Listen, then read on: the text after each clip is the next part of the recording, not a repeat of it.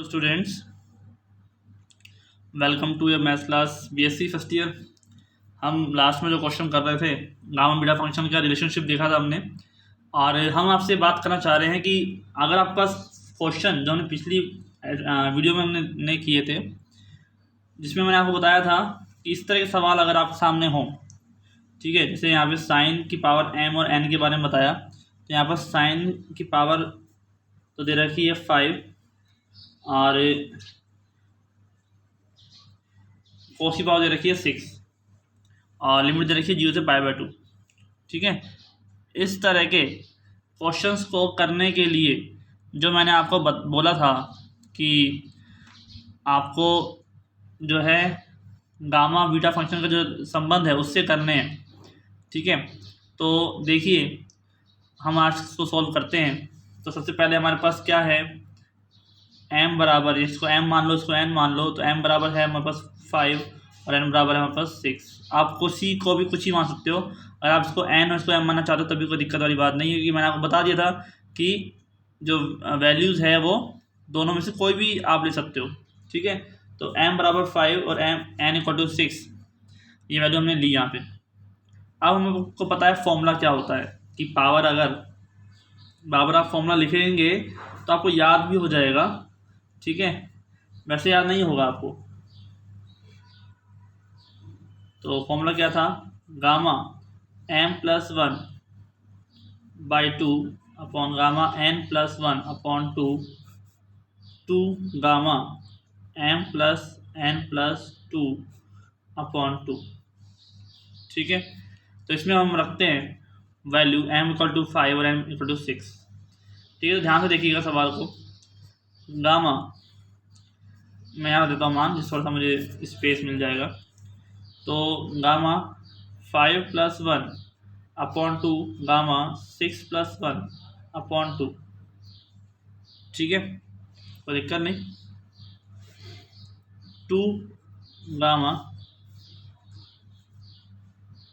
5+6+2/2। ठीक है, 5+6+2/2।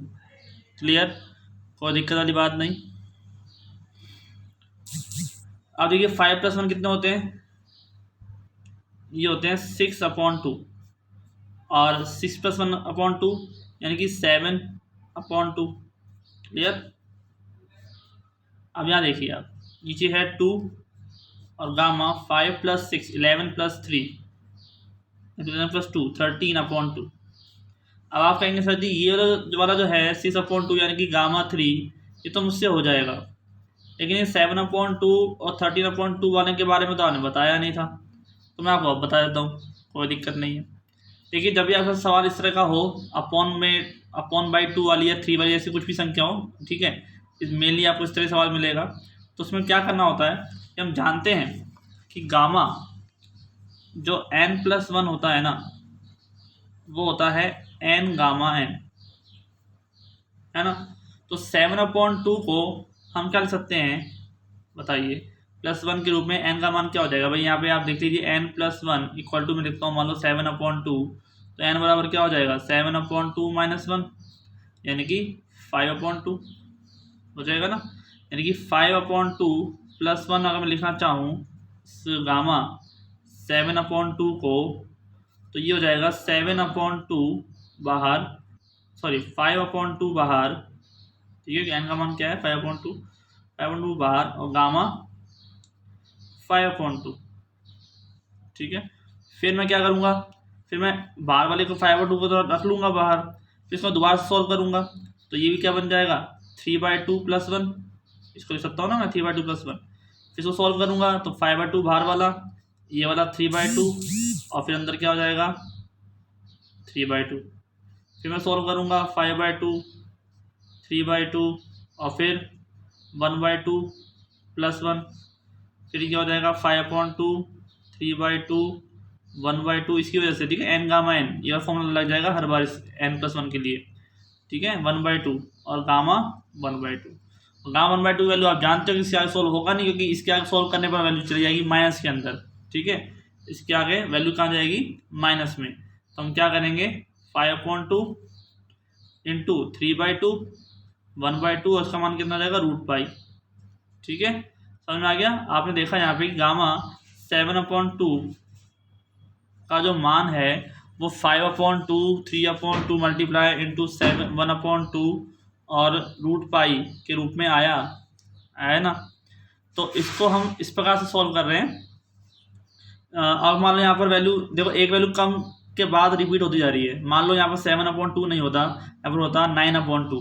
तो ये वैल्यू कहाँ से शुरू होती है, 7/2 5/2 3/2 1/2। ठीक है, एंड में कहाँ पे ख़त्म होगी, √π पे ही ख़त्म होगी। ठीक है, एंड में तो आपके पास √π पे ही ख़त्म होने वाली है। तो हम देखिए अब इसमें क्या कर सकते हैं।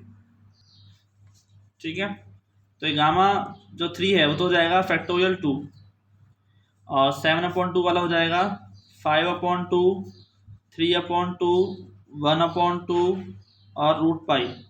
ठीक है, अपॉन 2। अब यहाँ पे कितनी वैल्यू आ रही है, 13/2। तो इससे एक कम वाले में यानी कि 11/2 से कम शुरू करेंगे। 11/2 9/2 और 7/2 5/2 3/2 1/2 और √π।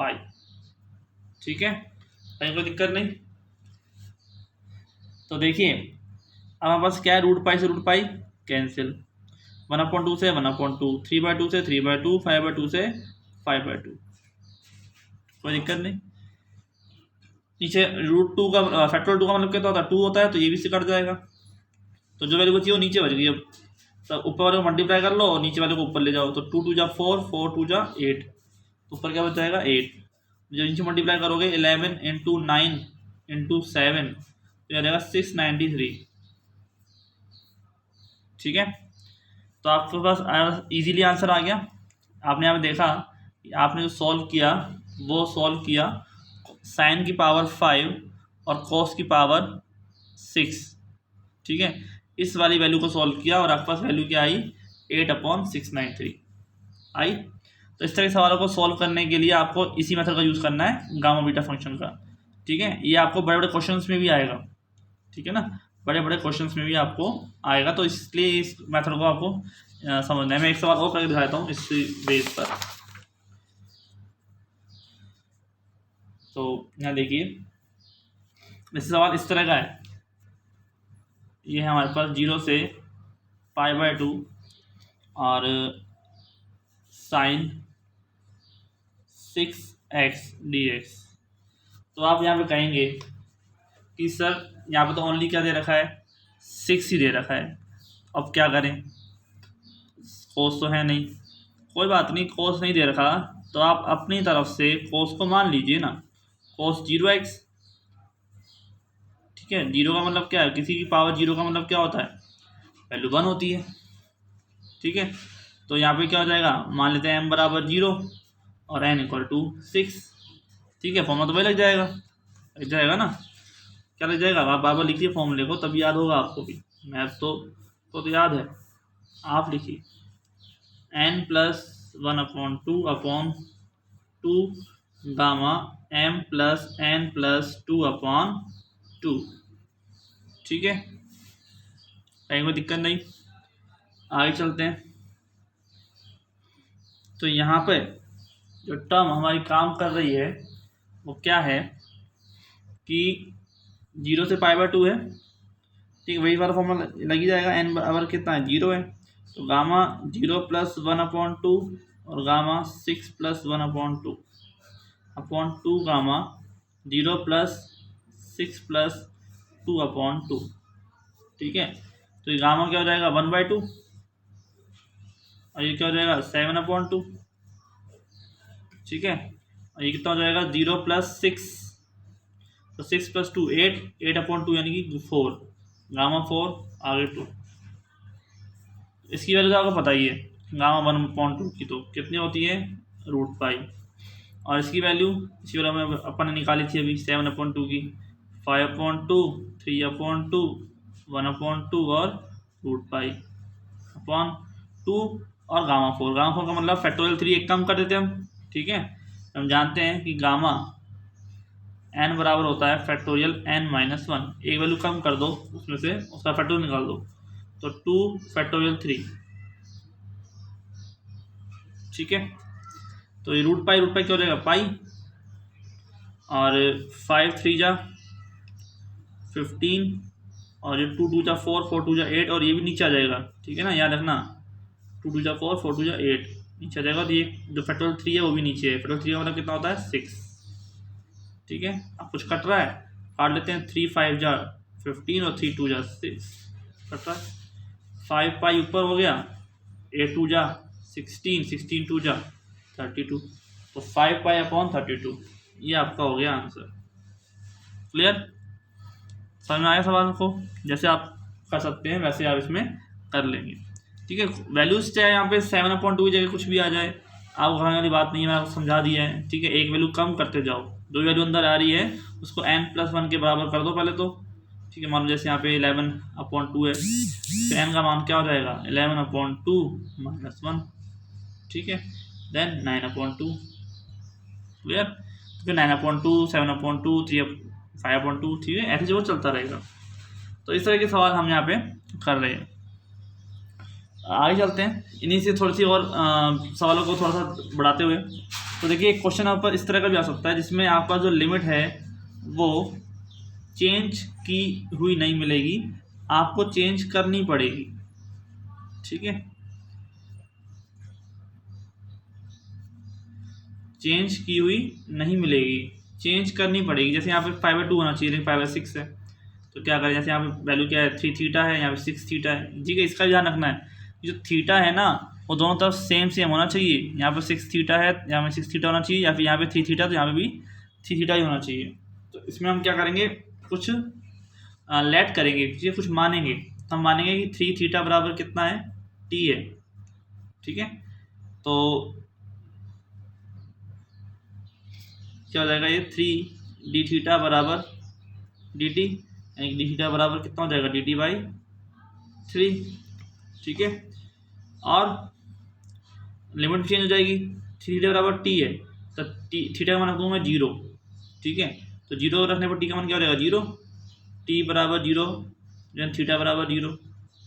ठीक है, और थीटा बराबर कितना है π/6, ये रहा π/6।